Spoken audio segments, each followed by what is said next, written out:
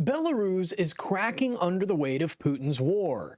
Lukashenko thought throwing his lot in with Moscow would bring quick rewards. But instead, his country is drowning in sanctions, inflation, and even a potato shortage. What was once a balancing act between Russia and the West has turned into total dependence on Putin. Now Belarus faces the real danger of losing not just its economy, but its sovereignty altogether. What's happening in Belarus today started with a simple, reckless gamble. When Putin invaded Ukraine, Lukashenko saw an opportunity. He opened his borders, let Russian troops roll in, and believed the war would end in weeks. Ukraine would fold, Russia would win, and Belarus would be rewarded for loyalty. That was the plan. But you can see where it went wrong. Ukraine didn't collapse. Instead, it fought back harder than anyone expected. And after the war dragged on month after month, year after year, suddenly Belarus wasn't playing both sides anymore. It was chained to Putin's failing empire. Lukashenko gave up his country's neutrality for nothing. Worse, he exposed Belarus to sanctions that were never meant for them. He turned a small country that once had room to maneuver into a puppet state tied to the hip at Moscow's failures. And here's the truth. Lukashenko never saw this coming. The man who built his image on survival and strategy miscalculated. Now he's not in control, Putin is, and the people of Belarus are paying the price for one dictator's blind loyalty to another. Look at the numbers and you'll see just how bad it is. Belarus's economy shrank nearly 5% in 2022 simply because it was dragged into sanctions meant for Russia. Inflation hasn't dropped below 5% since late 2023, and food prices jumped more than 10% this summer. For ordinary Belarusians, it means one thing. Survival is getting harder every single day.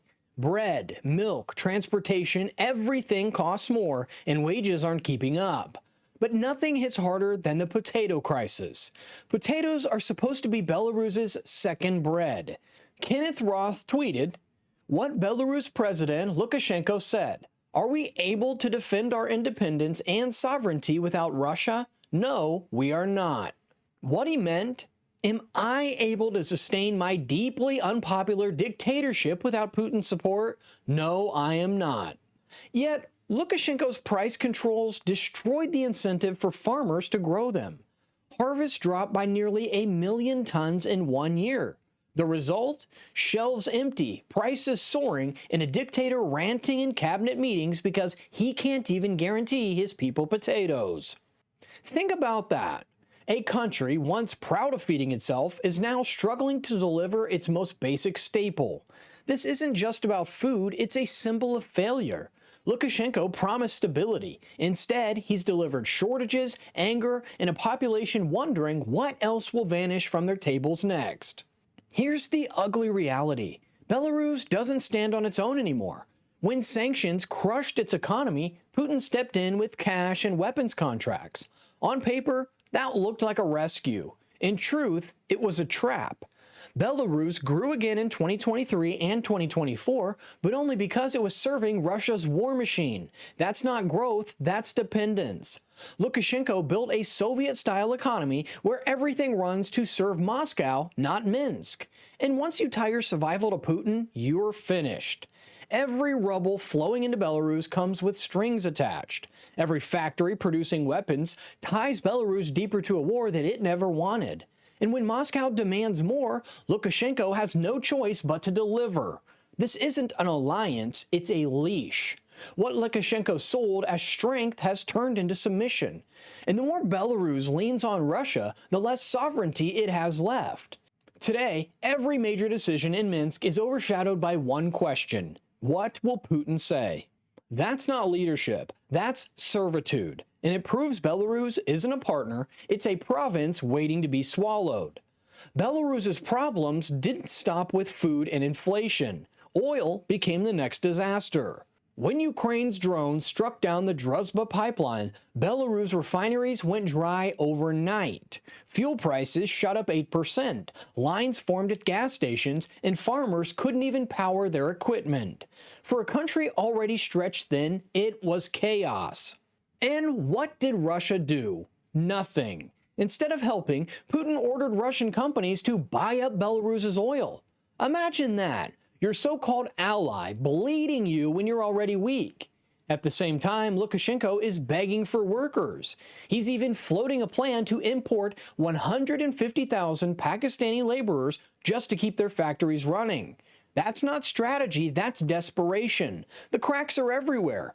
Fuel shortages, empty fields, foreign labor to plug the holes, and behind it all, Moscow picked Belarus clean. This is what betrayal looks like. Lukashenko meant loyalty to Putin meant protection. Instead, it meant exploitation. Every crisis shows the same pattern. Belarus suffers, Russia takes advantage, and Lukashenko rants while his people lose faith.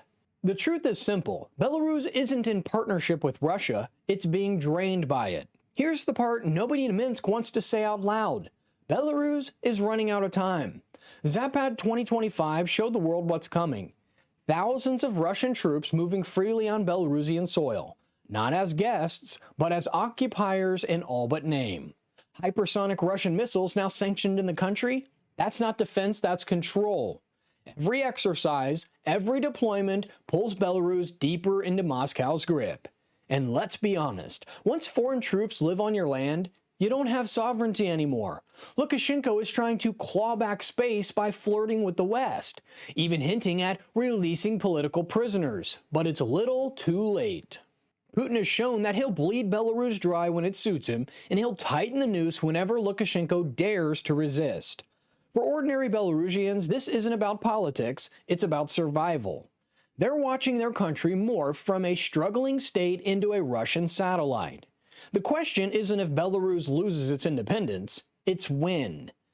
And unless Lukashenko breaks free now, the clock is ticking towards Belarus becoming nothing more than Putin's next conquest. Belarus is collapsing in plain sight, and Lukashenko has no one to blame but himself. He tied his country's future to Putin's war and surrendered his people's independence for promises that never came. Now, Belarusians face empty shelves, rising prices, oil shortages, and foreign troops walking on their soil. That's not sovereignty, it's servitude. Every crisis proves the same point. Russia doesn't see Belarus as an ally, only as a tool to exploit. Lukashenko thought he was outsmarting the West and securing his power. Instead, he delivered his nation into Putin's hands. The so-called alliance has become a slow-motion takeover. What's left of Belarusian independence is vanishing, and the clock is running out. Unless something changes, Belarus will not be remembered as a survivor, but as the country that handed itself over to Moscow without a fight. That is Lukashenko's legacy, and it's a shameful one.